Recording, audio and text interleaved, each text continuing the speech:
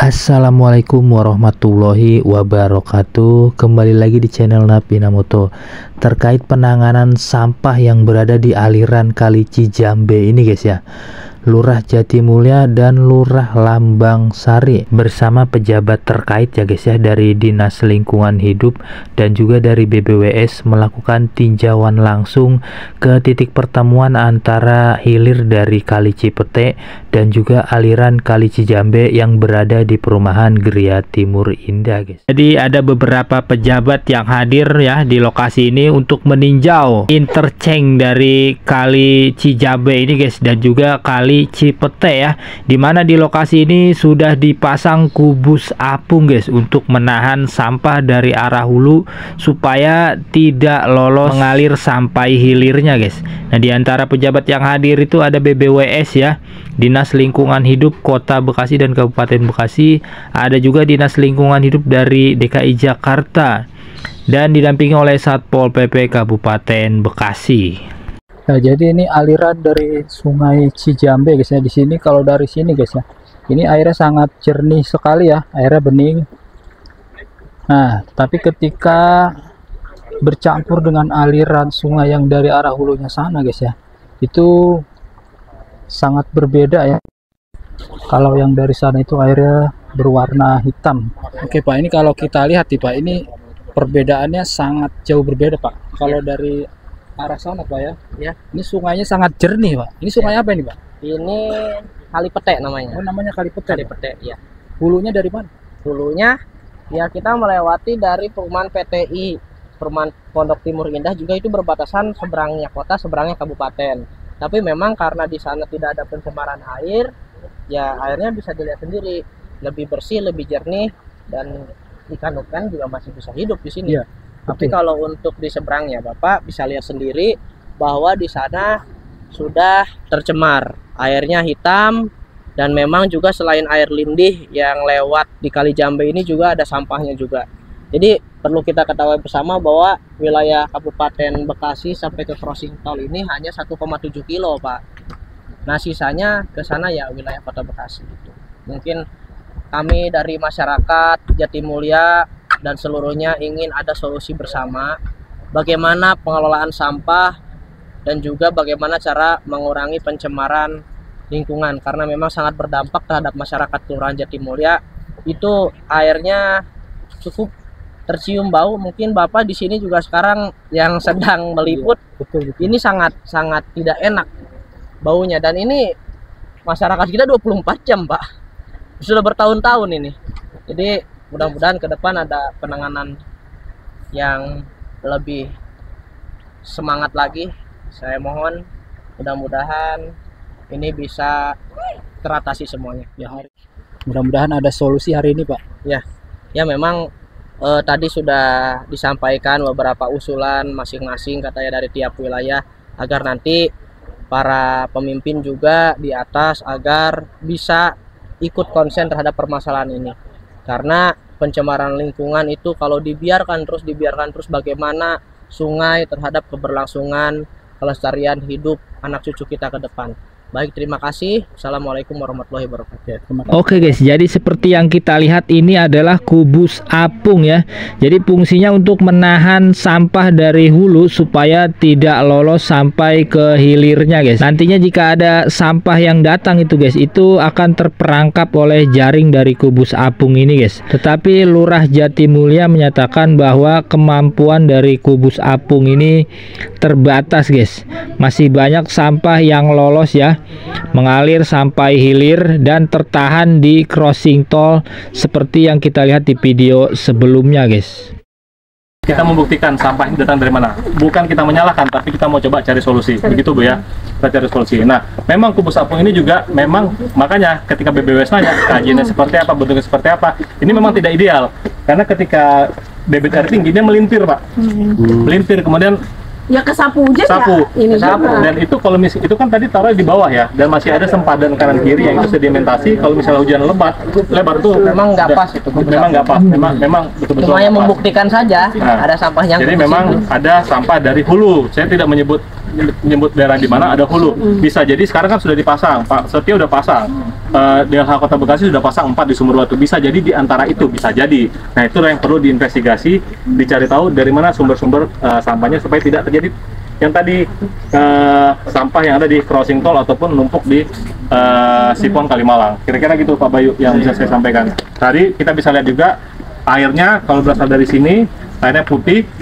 Ya kalau misalnya mau berenang masih bisa lah, tapi kalau di sana cuma biawak yang bisa berenang. Ya kita gatal-gatal Pak. Kalau berenang di sini Pak. Izin menambahkan Bapak Ibu, dimanapun Ibu Bapak Ibu pasang sekat gitu ya, baik kota, baik DKI, baik kabupaten, yang namanya sampah kalau diangkat kan pasti harus dibuang ke pembuangan akhir. Ya mohon itu ditingkatkan. Jadi kalau sekarang sudah ada, mohon ditingkatkan karena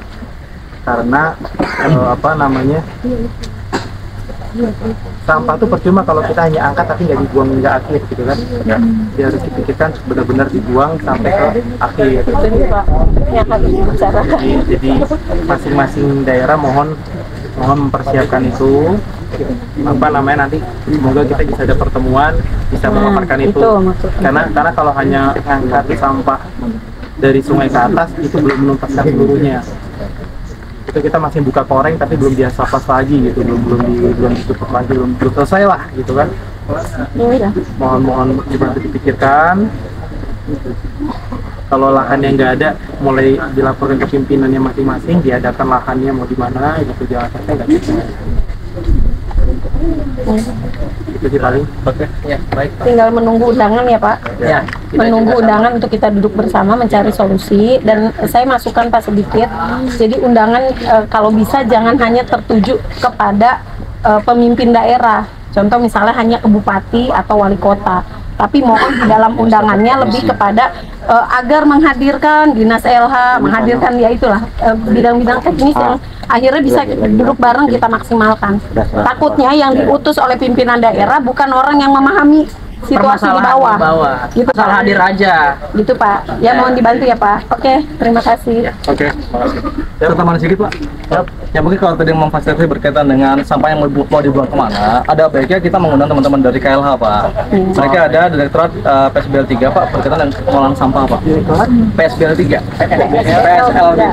PSLB 3. Ya itu di Kebun Nanas. Jadi selama ini kan kalau bicara kami di TPS di Bantar Gebang, TPA Sumber Batu maupun di Burangkeng, kami jadi posisi yang memang tersalahkan gitu kan, karena kita dianggap tidak mengolah sampah. Artinya ketika ada situasi seperti ini dan harus dituntaskan di sumber, contohnya di Kosingan 19, solusinya apa nih? Sementara bicara tadi Pak Bos Cadis 343 TPA sudah dikenakan sanksi termasuk kami seperti itu kan. Artinya upaya-upaya yang sedang kami upayakan di Bantar Gebang ini sedang kita treatment nih, baik sampah maupun lindi gitu kan. Tapi solusi ini kan belum ada nih. Karena bicara kami mengklaim kami overload, TPA Sumber Batu overload, Burangkeng overload. Jadi biar hadir teman-teman LH-nya itu memberikan solusi baiknya seperti apa. Kalaupun tadi akhirnya adalah hanya harus dibeli atau kita sediakan, itu pun perlu kajian Pak Bayu. Karena apa? Kalau untuk proyek open dumping kita nggak boleh beli lagi Pak.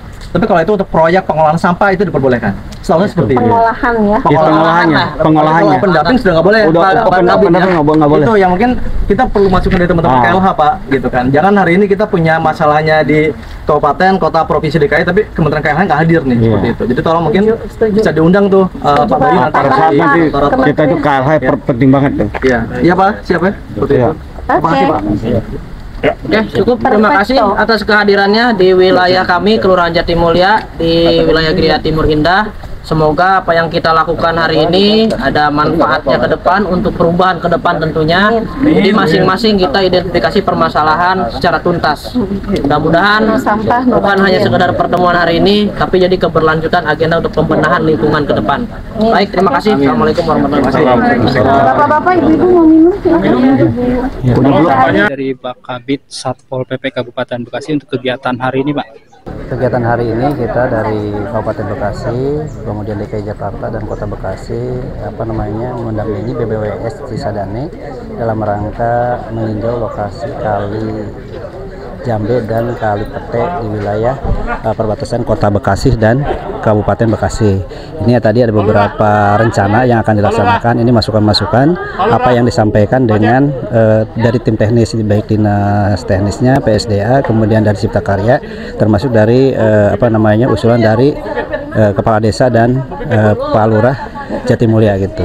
Jadi intinya kita akan merencanakan menindaklanjuti permasalahan Kali Jambe dan Kali Pete ini terkait dengan normalisasi dan pembangunan gorong-gorong di KM 19 dan di akses Kalimalang itu. Mungkin itu hari ini.